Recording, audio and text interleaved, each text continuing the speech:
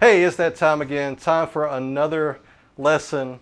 This one's going to be over Oliver Anthony, Men North of Richmond. This song is a nice little folksy country style song, and there's not a whole lot going on with it, but I want to go ahead and break it down for you. How could you solo over this? If you were in a band or if you wanted to create an instrumental of this and you wanted to carve out a little niche where you can go ahead and put in a really cool solo, whether it was a country lick or a blues lick or pentatonic or even a shred lick, if you want to go ahead and go insane with it, put in a shred lick. How could you do that over this song? So check it out.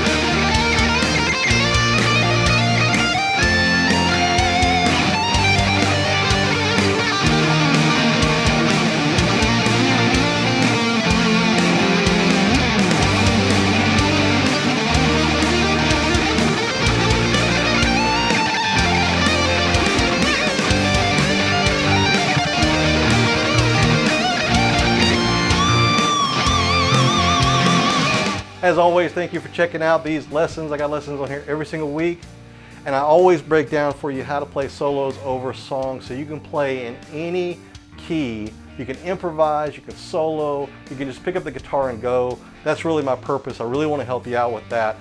I'm not really too interested in teaching you how to play the songs precisely, because once you understand the basic chords, I think you can go back and figure that out.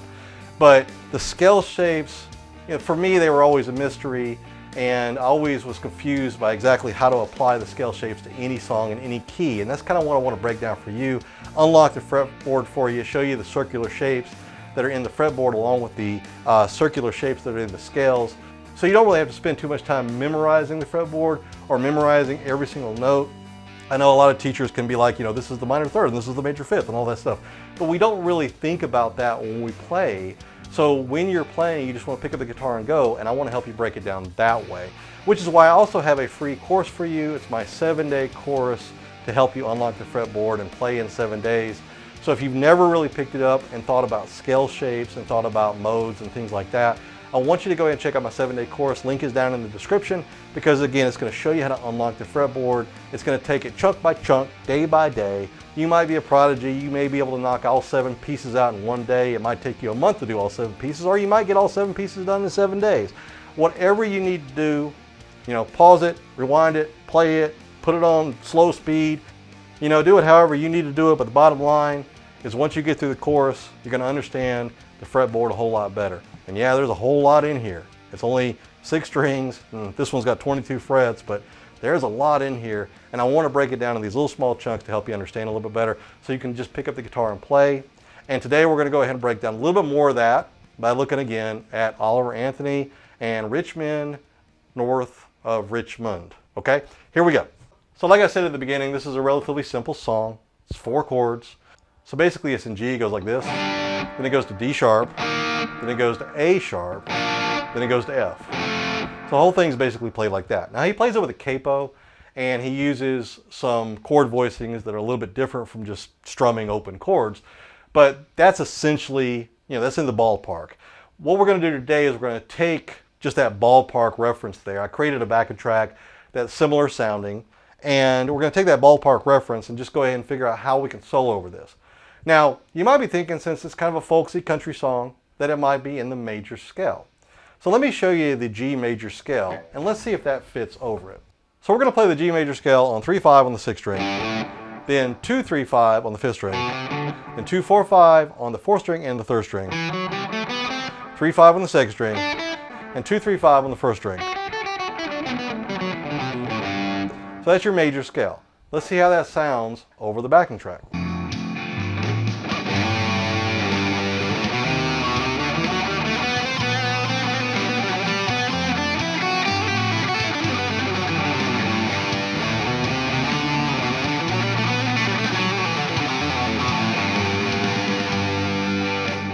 Okay, so that was your G major scale. I don't think it sounded too bad, but I do believe that the Aeolian scale, that's what I was playing in the little teaser, I do believe the Aeolian scale, or the natural minor scale in the key of G, is going to sound better over this. So to play the Aeolian or natural minor scale, you're going to play on the 6th string, you're going to play 3, 5, 6, and on the 5th string, 3, 5, 6. And then we get to the 4th string, 3, 5.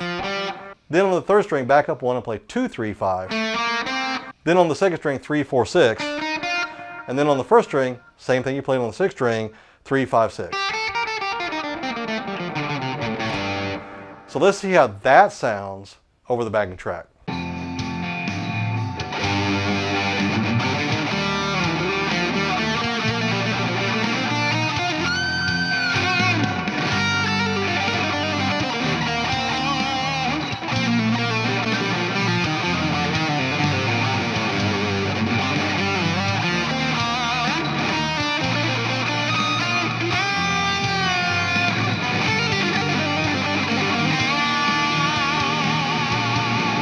Okay, so you might have noticed I did a little something funky with the backing track there. But basically, your basic chords here, your G, your D sharp, your A sharp, your F, are going to fit better, or I should say the Aeolian mode is going to fit better over that. So it kind of creates a solemn mood. It makes the song sound a little bit sadder, even though it's kind of got that, you know, country folksy beat, you know, feel to it, which I thought was kind of interesting when I listened to the song. So the Men North of Richmond is in G minor. So G minor, so that scale right there.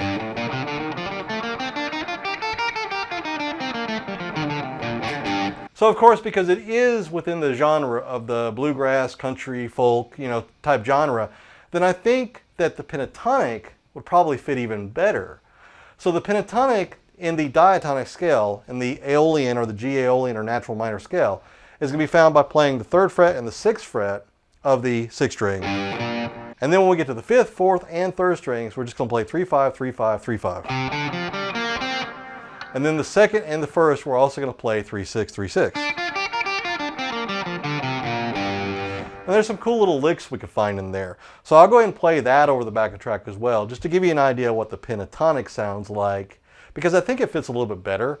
Even though the diatonic sounds kind of cool, the pentatonic just kind of fits this style a little bit better, right?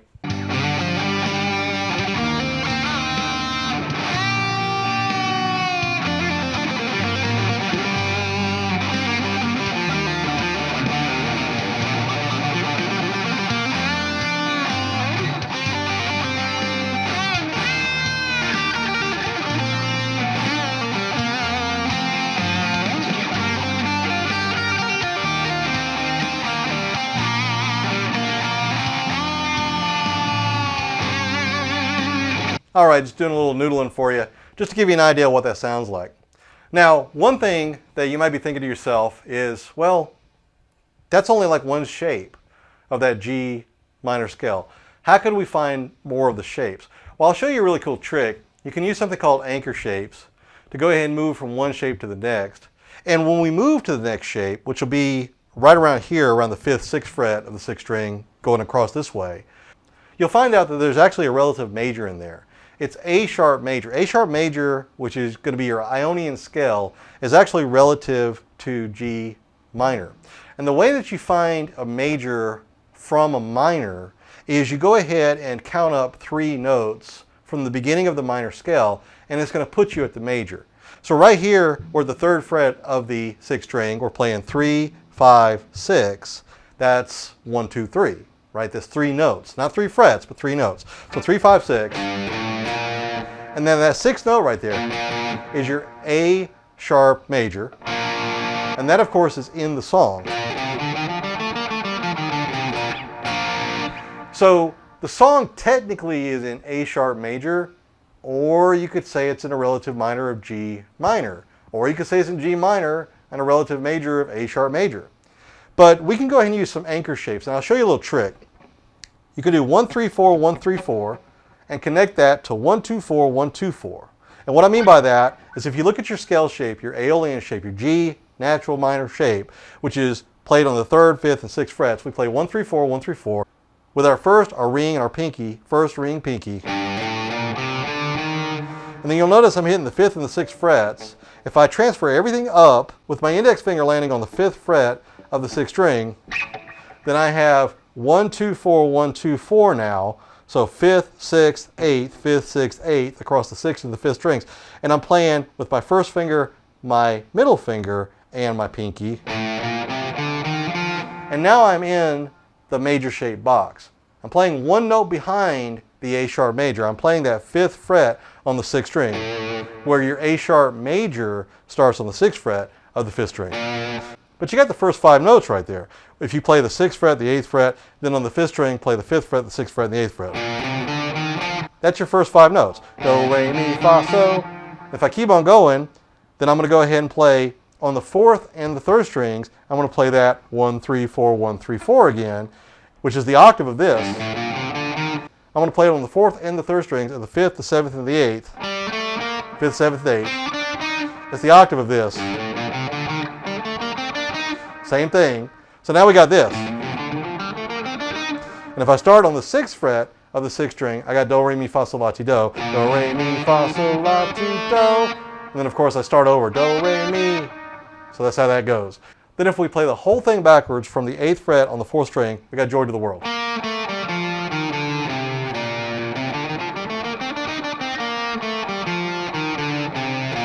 So I think that's kind of cool. I always thought that was kind of cool that you could put that in there. So now we got a second shape, which technically is your A sharp major, and we got a first shape, which is your G minor. But when you put them together, as long as the song's in G minor, we're playing in G minor, even though you got that A sharp major shape. If it's an A sharp major, then we're playing an A sharp major, even though you got that G minor shape. So now we can take the whole thing and the pentatonic and the second shape. And we can go ahead and blend them together and create something pretty dynamic. So check this out over the backing track.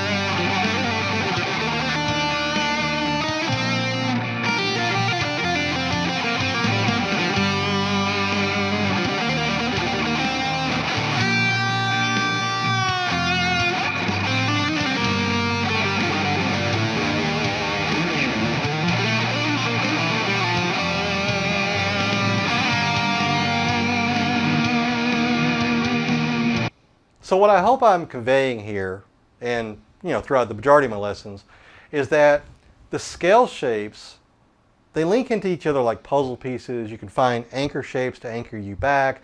When you hit certain spots on the fretboard, you can say, oh, I'm here, and this is the shape that I'm in. I know this shape. I know exactly where I'm at.